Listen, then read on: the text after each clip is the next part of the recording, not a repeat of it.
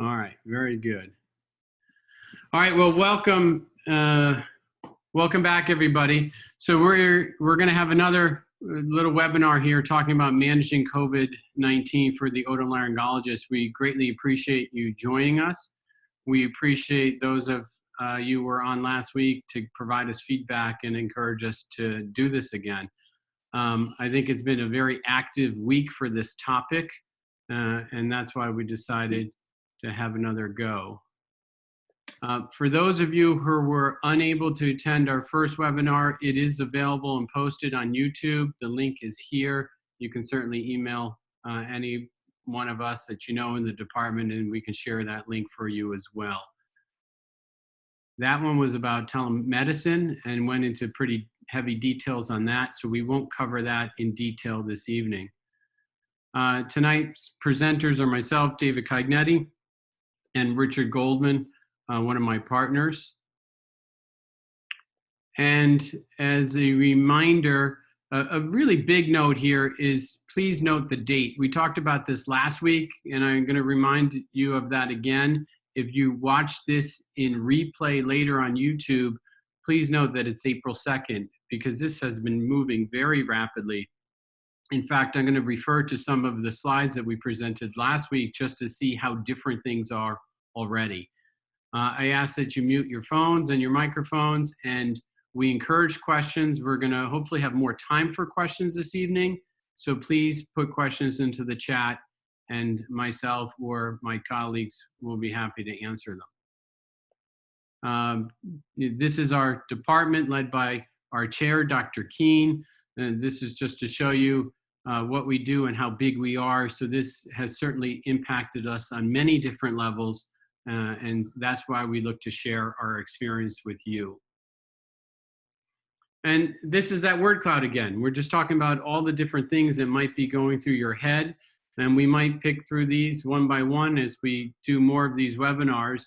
But specifically, this week, we're going to talk about managing patients in our offices and in the hospital. That's the topic we're going to dig a little deeper in tonight. So I'm going to refer back to some of the slides that we presented last week, and any slide that was presented last week will have a blue box around it. And one of the things I talked about last week was the myths of COVID. And I said it's not just a bad flu, and it doesn't only kill old people. And I added this slide to show how real that is. Certainly deaths from COVID are much higher than you would expect for a flu. And up to 10 times higher across all age groups.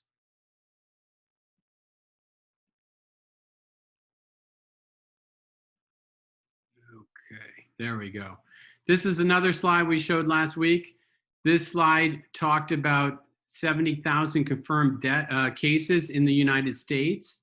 And I told you last week that even by the evening, that slide had to be updated because we passed the 85,000 mark on that same day and became the highest reported country in the world. To compare that number now, we're up over 230,000 cases in the United States. So we're talking triple where we were just a week ago. And our deaths have gone from just over 1,000 to almost 6,000 deaths.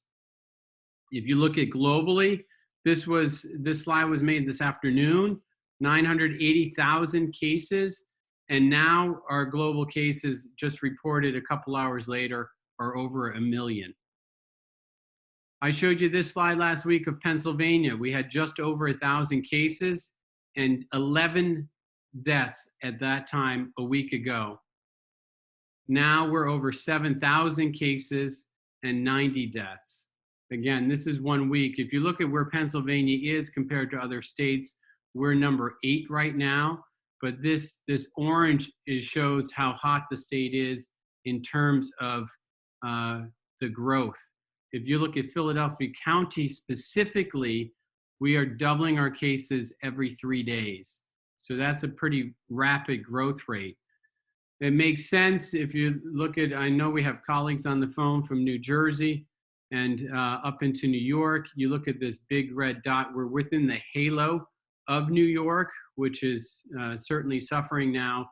And in speaking to some of you who are on the call, we feel like there's a wave of cases coming down through northern Jersey, down into mid-Jersey, and making its way to Philadelphia and beyond. Major updates of this week. So last week, PA delayed their primary election. The president enacted the Defense Production Act. Of course, the stimulus package is the largest stimulus package in the history of the U.S. The social distancing was extended to April 30th. Governor Wolf extended the go back to school from early April to indefinitely. The DNC postponed just today the Democratic Presidential Convention.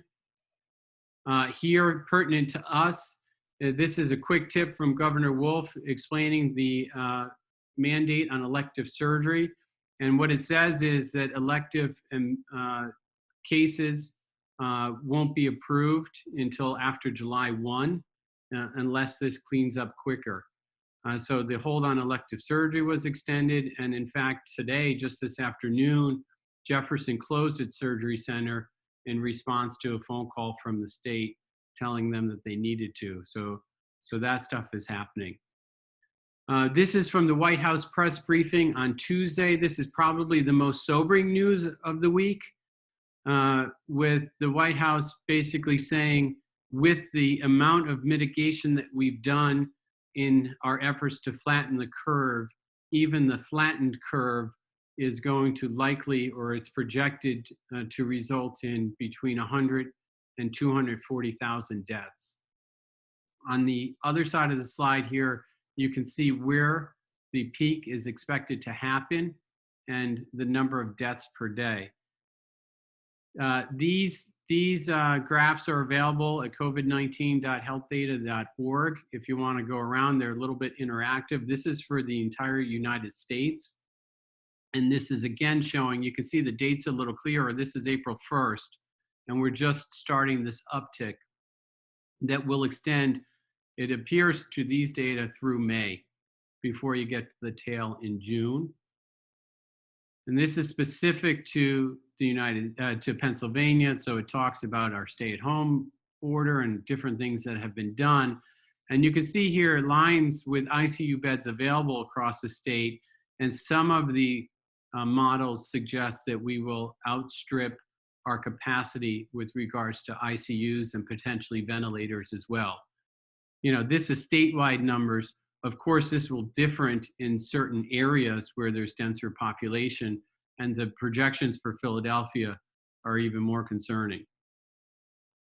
So what's the summary of the update? The update for you, or important for you to note, is that the impact on your practice will not be just a couple of weeks. This is going to be for months, at least 2, and likely with the tail and the backlog of patients and surgeries, more than that in terms of months. So we figure that you're going to need to strategize how you care for your patients during this time frame, because it's not as simple as close your office for a few weeks and then open it back up and expect business as normal.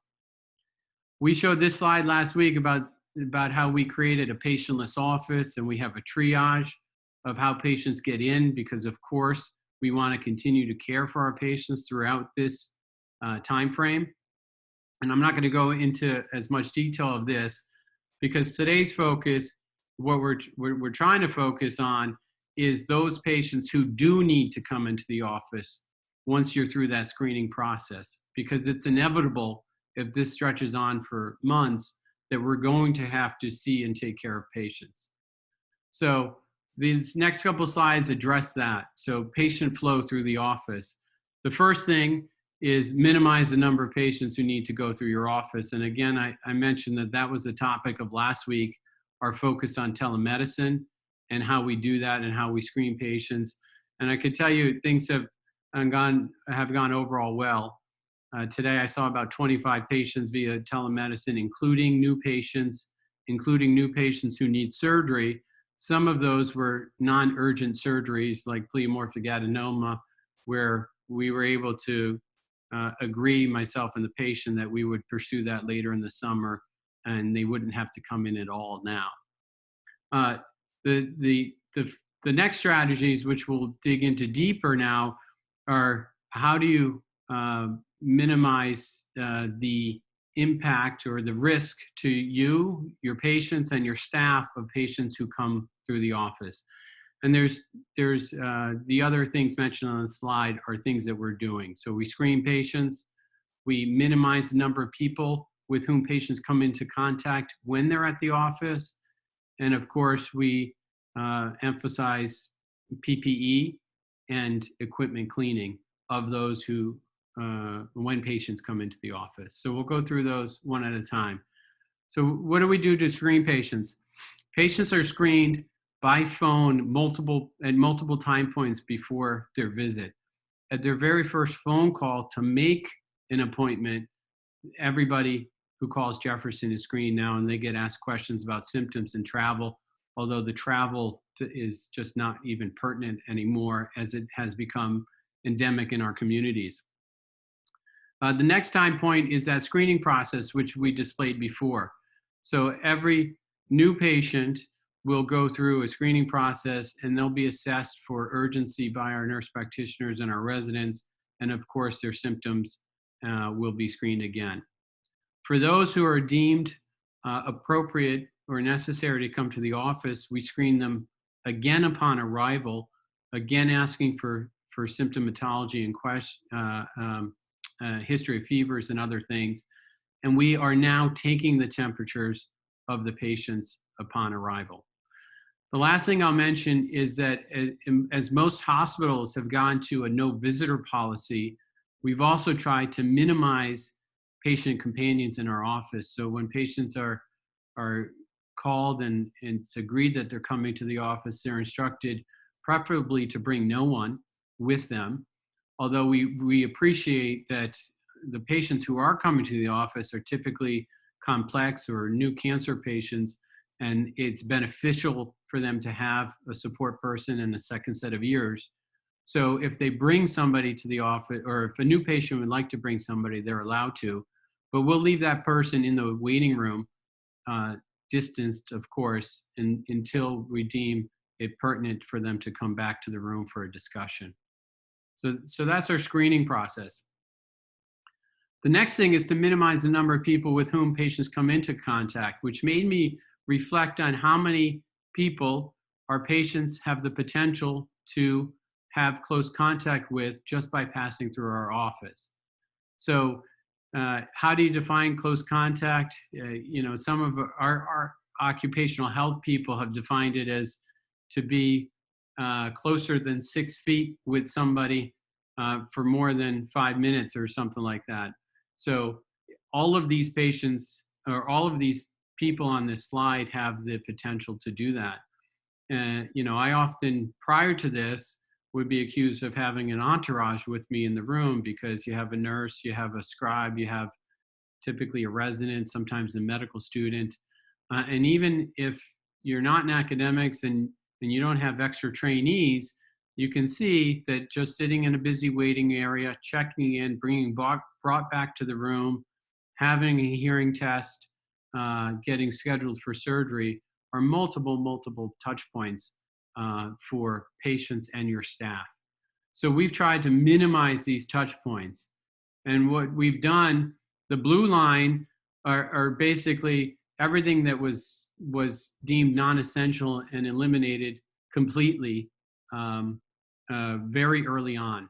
So our university and our department decided weeks ago that medical students would no longer be involved in any patient contact. We made the same decision for the office for our residents and our fellows. We stopped accruing to clinical trials, and we stopped face-to-face contact for our research coordinators. We eliminated a waiting room by going to a near patientless office.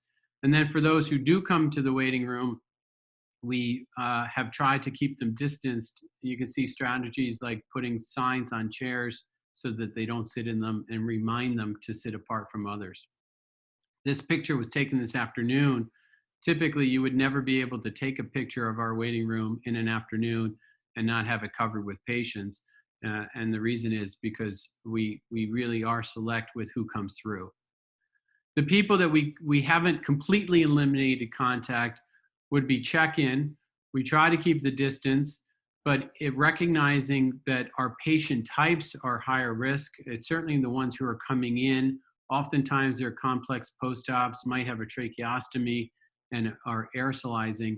Our check-in people wear N95s, or a check-in person wears N95 because, again, we try to keep it to a minimum, face shield and gloves. I put green dotted lines through the people who we really try to minimize contact. So our protocols in the past would have routine audiology and speech therapy appointments for head and neck cancer patients, and we would certainly heavily use it for any patient who came in with swallowing or ear or a hearing complaint. And now we are very, very, very select on who those professionals interact with. The same with our rooming process, same nurse who would room, who would, by the way, keep the distance in the history taking, would be the only one involved in that patient's care. And the final thing to protect your patients, yourself, and your staff is to really pay attention to personal protective equipment. And as this spreads and as it becomes more endemic in our country and in your community, this is even more important. And it's already more important, if you will, because the levels we are at now means weeks ago we were seeing asymptomatic patients. And we've had that experience in our office where we found out in the past week that 2 or 3 weeks prior, somebody who came through our office had subsequently been diagnosed with COVID-19. So you really want to take that into account. Every patient who walks in your office is a potential carrier. And because of what we do, right, we talked about that last week, otolaryngologists are at higher risk because of what we do. Almost everything, our examinations are potentially aerosolizing. So for anybody who has direct patient examination contact, we're advocating N95s and face shields. You can see this in this picture here, that's a surgical mask, but it's actually not a surgical mask, it's an ear loop mask, and that mask is over an N95 to try to conserve our N95s to allow us to wear them and reuse them throughout the week. You see no neckties, which notoriously don't get cleaned very often.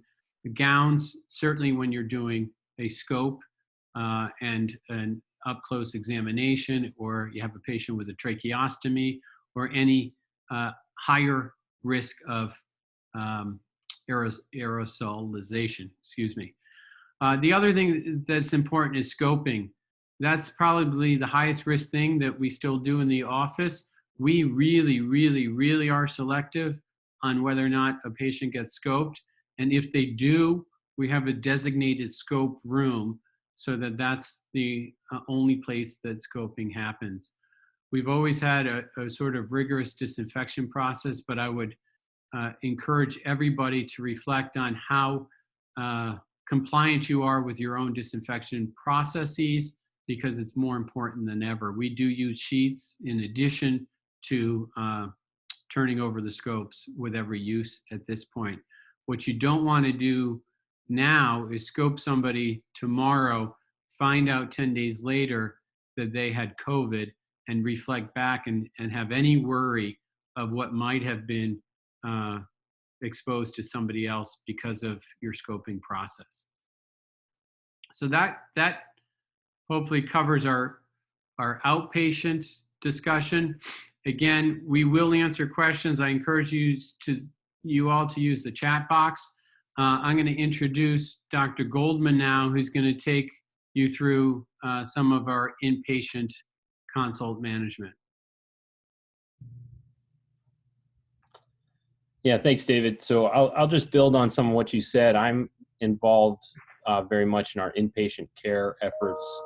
So I have been involved with the hospital in trying to determine some of the appropriate protocols that we'll be using with regard to personal protective equipment and other safety protocols.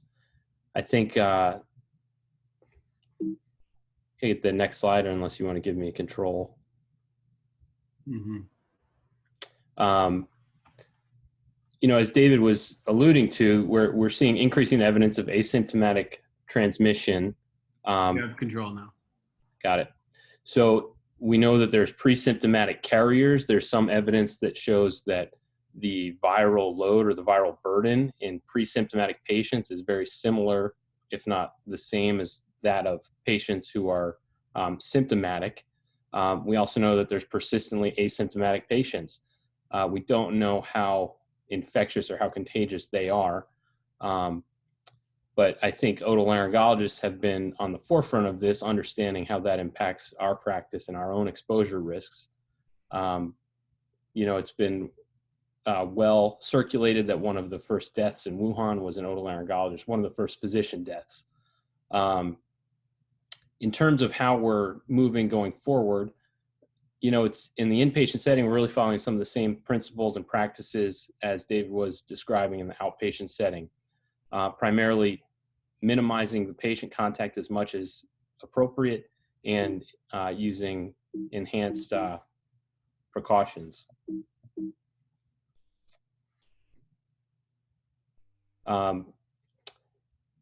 I think some of the folks that have been in private practice are actually a little bit more accustomed to some of these strategies than we are, as we're in the habit of really seeing right away everyone that we're requested to see. But all consults are being vetted a lot more seriously now to see who really needs to be seen, who really needs a face-to-face visit. The residents are receiving consults and discussing with attendings before anyone ever sees the patient, and deciding if we actually need to see them, if we can provide some guidance through discussion with the primary team, reviewing the radiology or photographs that they can provide for us. We will be starting a more involved inpatient telemedicine initiative, where we may be able to actually interact with some of the patients in the same manner as we do outpatient telemedicine, and we can follow up with everybody when that's a little more established. But for now, we can at least interact with our residents or other folks in the hospital to decrease the amount of patient contact and the number of personnel that actually need to see patients. We're also following universal enhanced precautions for all routine ENT examinations and procedures, just like we were doing in the outpatient setting. And if we do have to do a procedure, we're minimizing personnel in the room, making sure the door's closed, and when appropriate and if possible, we can try to get pre-procedure testing done. And that's something that we're advocating for within our institution. This is a nice paper that just came out. Did you go back to that? In JAMA Oto, one of the things discussed is just the common procedures that otolaryngologists are performing that do pose a significant exposure risk. And, the biggest concept here is that we need to get away from the thinking that our clinical suspicion of who may be contagious is that valuable. We need to think of everyone as a potentially contagious person now that this disease is so endemic within our community and within hospitals, and that's probably just going to get worse in the coming weeks. So with all of these, we would recommend a high degree of caution and enhanced personal protection. One of the issues that we think warrants some additional attention is patients with tracheostomies and laryngectomies. These are situations where that open airway may create a much bigger risk of spreading droplets and aerosolization. We have advocated across our enterprise to put some special precautions in place for these patients, as well as other procedures that may generate aerosols. But tracheostomies in particular, we're trying to make sure that to the extent possible, we can get some kind of cover over that airway to limit that spread. That may be a Passy-Muir valve if patients can tolerate a cap. we're encouraging them to use caps and Passimier valves. Otherwise, we're trying to use HMEs. Now trach HMEs are not always available in most hospitals, but what we've gone ahead and done is tried to start improvising some using HMEs from vent circuits like the ones with our in anesthesia and the ICUs. One of the pictures on the bottom left there is sort of an improvised system where we have an inline suction as if someone's on the vent, along with an HME on the side port, which can maintain a closed system, allow for suctioning, and really reduce the risk of droplet and aerosol to the staff involved. We also want to just touch on considerations for tracheostomy. I know we mentioned this briefly last week. We are advocating pre-procedure testing for all COVID unknown patients who have a planned tracheostomy. In our experience, this has already discovered one patient who was positive that had a low clinical suspicion, so that case was canceled. Moving forward, as this disease becomes more prevalent within our institutions, at some point we will probably need to be doing tracheostomies on positive patients. However, that's going to be a difficult discussion. It's probably going to need to be done locally with your own intensivists, balancing the risk to the procedure with the potential benefit of liberating someone from an event earlier. I think some of the issues we've discussed is that a lot of these patients are going to either improve or succumb to the disease before it would warrant a tracheostomy. So our initial thinking is that we would advocate waiting probably about 2 weeks at least, and potentially checking to see if patients clear that disease. Now that's going to be a moving target, and we'll see what develops over time. Some of the technical considerations, if we are going to proceed with a COVID positive tracheostomy, those are probably going to occur in ICUs, preferably in a negative pressure room, if at all possible, because there certainly will be aerosol generated with those procedures. Again, we want to minimize the involved personnel.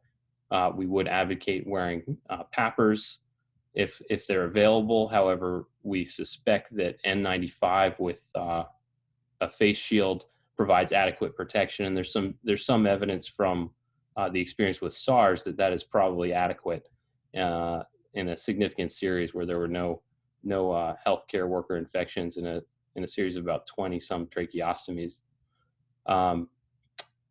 When we're actually anticipating doing these cases, I think the biggest point is that it needs to be experienced personnel, and it needs to be a well-rehearsed, well-orchestrated process. We would advocate using paralysis to ensure there's no coughing. We would hold ventilation when when the airway is actually opened, and minimize that time at which the airway is opened. I actually did do sort of a dry run with one of these on a negative patient today, and we did encounter some issues and surprises. Like for one thing, an ICU vent is not the same as an anesthesia machine, and you have some related issues with how you're going to actually hold the flow of air through the circuit. And that's actually a challenge that we're going to have to sort of work through. At this point, what we did is just clamp the endotracheal tube to stop the flow. The other option would be to disconnect the circuit, but that's a little counterproductive to keeping the system closed. And then a final point is, one of the biggest things that we need to watch out for is self-contamination when we're doffing our personal protective equipment. One of the best practices that has been discussed is doing that with a buddy. So where it's a team where someone comes out of the protected environment, they're going to decontaminate with the assistance of another person. They're going to take off their gown, being observed by another person. And that's probably one of the most important things as we start working in these contaminated environments. In past experience with SARS and Ebola, that's one of the thoughts, that a big source of healthcare worker infections came from self-contamination during PPE removal.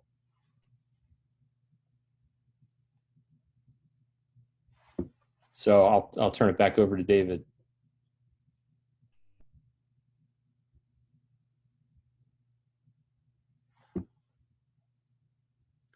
Great. Thanks, Rich. Very much appreciate it. All right.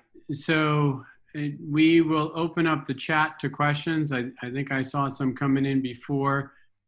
We, again, wanted to allow more time for questions this week. So I'm going to pull that up. All right, here we go.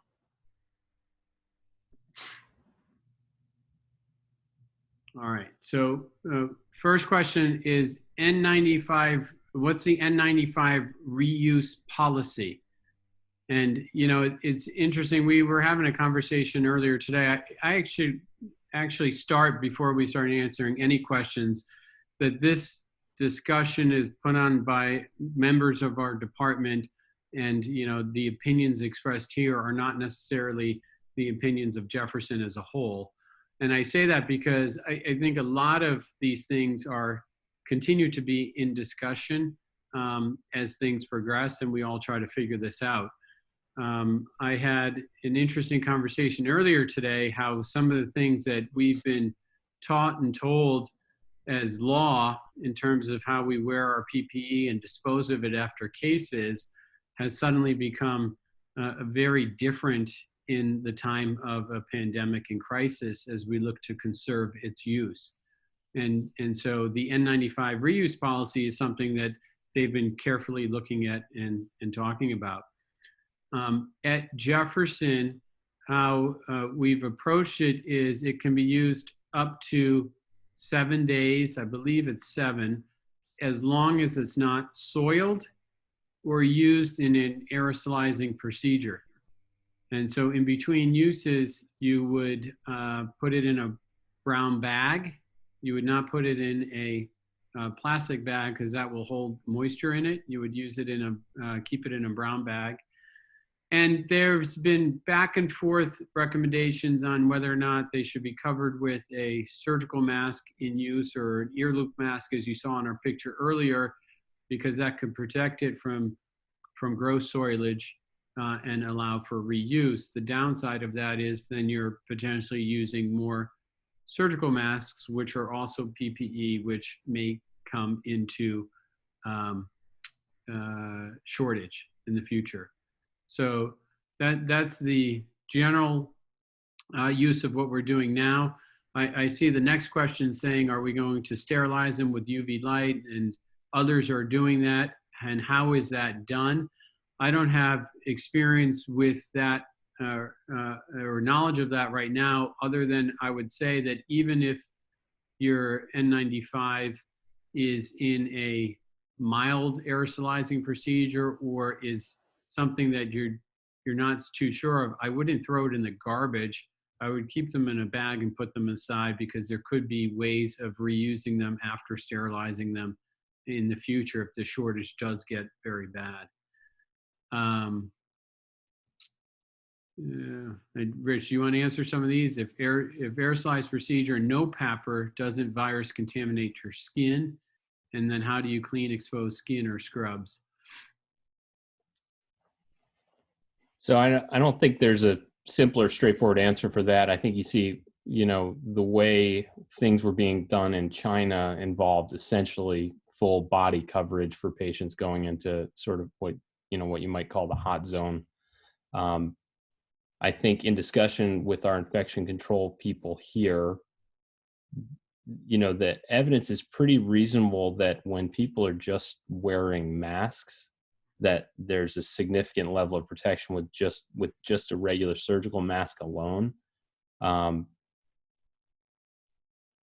know, you wonder a little bit how much of that those opinions are being guided by shortages in PPE, and that it's not really an option for us to all have, you know, full body hazmat suits. But I think the reassuring finding is that from a lot of other experiences in different Asian countries where there's a lot less PPE usage, there has not been severe outbreaks of disease among the healthcare workers when more sort of prudent and practical policies are in place. So yes, you know, your skin is exposed to an aerosol environment, but we think that it's mostly droplet spread and contact contamination that's spreading this.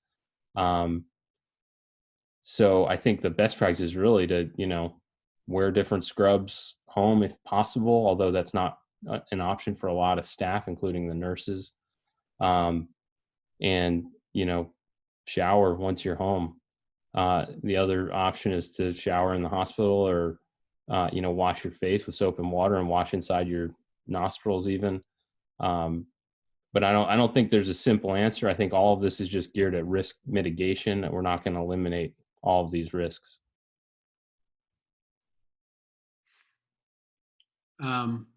So the next question is, what OR procedures are you still performing? Excellent question, and that's one I would say, please, if you're watching this later, pay attention to the date, because this is a moving target very quickly. We stopped all elective surgery on March 17th, and we expect that now, based on the curves and the governor's declaration, for that to last for weeks and weeks. We are doing no elective procedures whatsoever, and even the quote non-elective procedures, because there's always room for interpretation. We're down to just significant cancers, prognosis changing cancers. We're not doing thyroid cancer at this point unless it's a poorly differentiated. So we're still doing big cancer cases. That might change in a week or two. If you look at the curves that we showed earlier, it will be probably mid to late April where we will peak in our area. And during that time frame, even modest projections suggest that we might outstrip our capacity in terms of ventilators and ICUs. And if that's the case, then we'll be forced to stop operating, except for the highest level emergencies.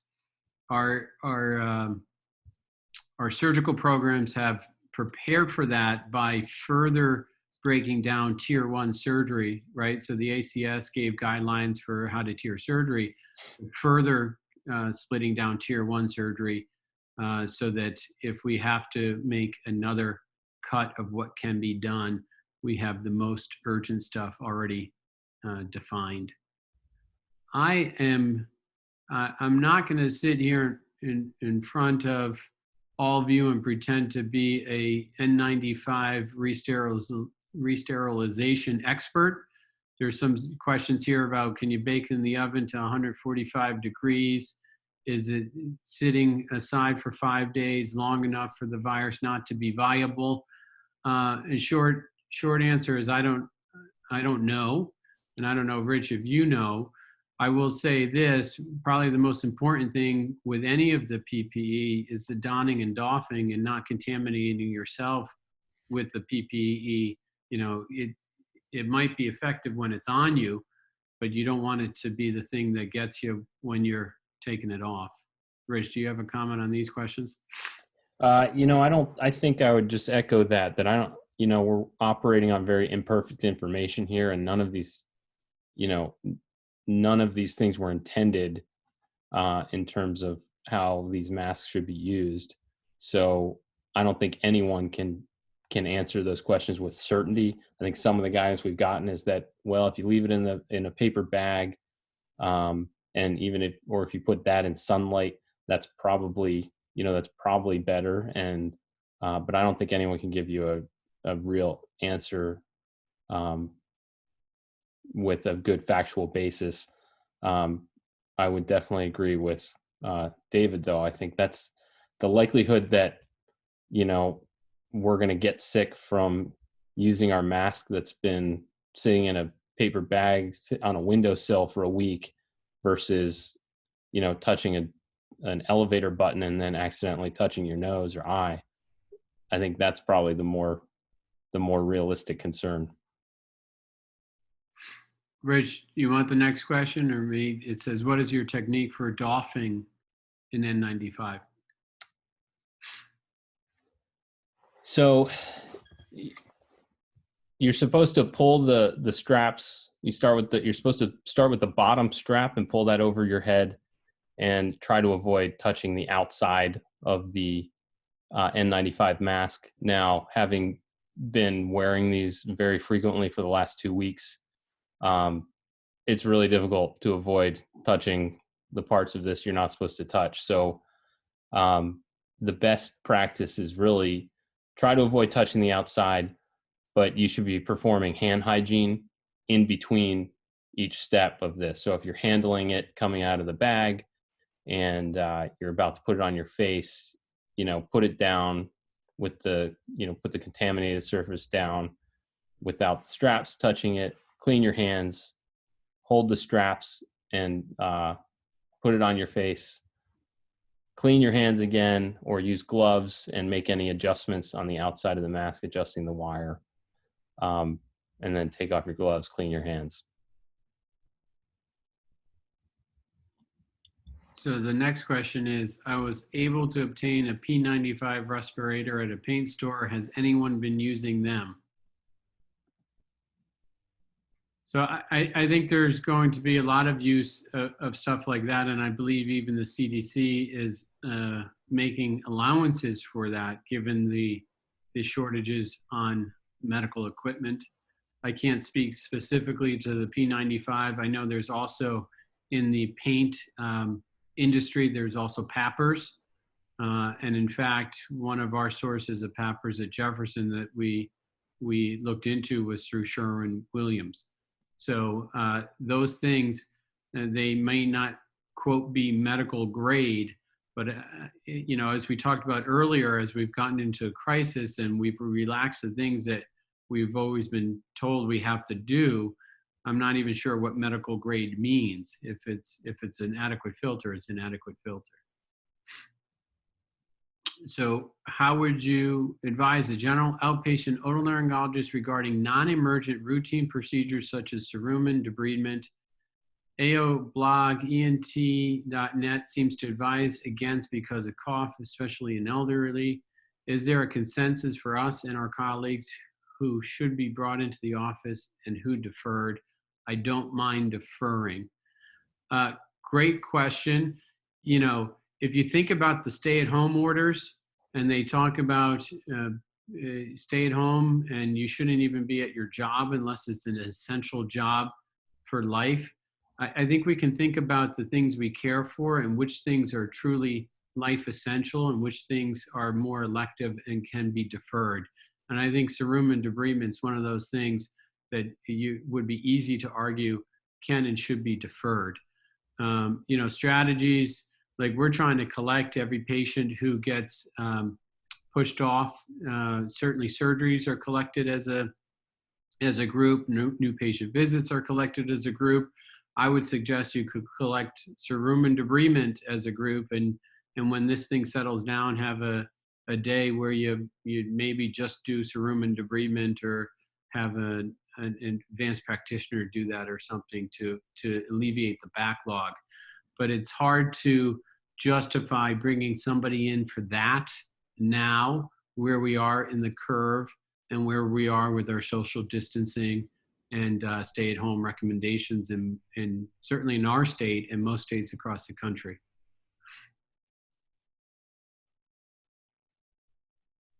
Okay, any tips on minimizing risk of aerosols during awake fiber optic intubations or awake tracheostomy?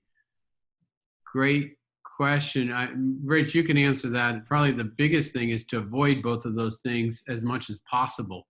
But go ahead, Rich. Yeah, I would totally agree. I think we've already had a few cases that we would have typically done an awake fiber optic and maybe pushed our boundaries a little bit on trying to intubate by a different method, glide scope or whatever, with the surgical backup very ready.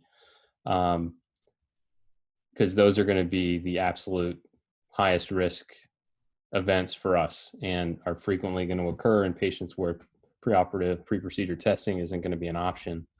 I don't think I actually have any risks to minimize that, other than things that you might be able to do to better topicalize, repair people. Unfortunately, you know, a nebulized topical anesthetic is something that we would also advocate trying to avoid at this point. You know, there's a suprahyoid nerve block, which is something that I've really only done once ever. So I can't really offer that as a strategy that I can advocate strongly, although that is something that some of you may have some experience with, that can offer another option to provide a really good anesthetic for the upper airway. But these are going to be challenging situations. So I don't know if David has any other thoughts or anyone else. Yeah. You know, unfortunately, sometimes a true obstructing glottic tumor or something you can't avoid doing this in. Hopefully, we don't see many of those in the next month. Otherwise, you should really try to avoid fiber optic intubation and anything that would be aerosolizing. I forgot to mention before in our office protocols, and I mentioned it last week, we're not using any topical nasal spray. If you're scoping somebody, they simply don't get sprayed. You can do a cotton ball thing if they really need it. Most patients don't and tolerate it just fine. The next question is, when you get back to operating on elective cases, what are you anticipating as future changes to previous standard policy? COVID testing on all surgical patients, N95 use in the OR routinely. So I could talk about what we're doing now, and yes, it'll be very interesting to see when we dig out of the backlog of what will still exist. But we're advocating for COVID testing on all surgical patients, and as we get more testing capabilities, next week we're going to have the Abbott 15-minute test. We believe that we're going to be able to do that. So we expect that shortly. Of course, right now our surgical volume is much lower because of the elective surgery directive, but I can only imagine that the testing gets better by the time we're doing elective surgery, and there will be interest by all parties, the patient and the surgeon, and everybody else who cares for them in the operating room and beyond, that the COVID status be known. I'd probably also add that we would probably have an antibody test at that point. You know, couple weeks even into the future, I suspect that we'll have a reliable antibody test that can identify people who are have already had and cleared infection and presumably have some level of immunity, at least for a period of time. Absolutely. And then currently right now, we may consider more discussion on how to manage surgical patients in a future one. But currently right now, we're using N95s for all cases, even those who COVID test negative, because the sensitivity of the current testing is only about 70%.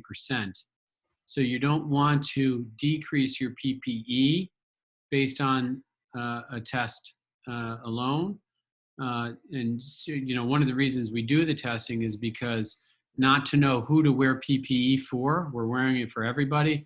You do the testing so that you cancel the patients who are positive.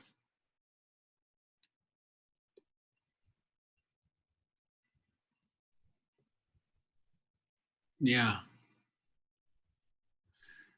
All right. So there's a comment about glide scope for intubation, and that is among the recommendations, to use a glide scope to avoid having to do a laryngoscopy close to the patient. So we would concur with that. Yeah, and then Mike Fryman tried to share a picture of a snorkel mask fitted with an HME on either end with a 3D printer airtight seal, which is rated N99.9. So there's all sorts of innovative things coming out. That's neat, Mike. There's all sorts of innovative things coming out. I've seen people where they're 3D printing masks that are reusable with just a cutout in it for filters. The other thing, one of our audiologists shared today, standard surgical masks for audiologists and other clinicians that have a clear screen in the middle so that people who are hard of hearing can read your lips. So lots of innovative things coming out, which is one of the silver linings, I guess, of this, is it forces us to be innovative. Brian shared a video of how to doff an N95 mask. Thank you, Brian.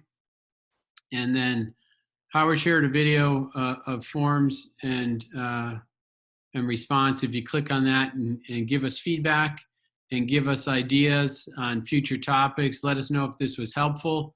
Obviously, we would be happy to continue doing this and share our experience if you find this helpful. Of course, we're available to all of you and your patients throughout this by phone as well if questions come up on the spot. And we appreciate everybody joining us again. Any other comments, Rich, or from any of my colleagues? I just want to make a statement to advocate to bring back the mustache to the younger generation. It's N95 compliant. That's awesome. All right. Well, thank you again, everybody. And we'll let you know. Hopefully we see you again soon.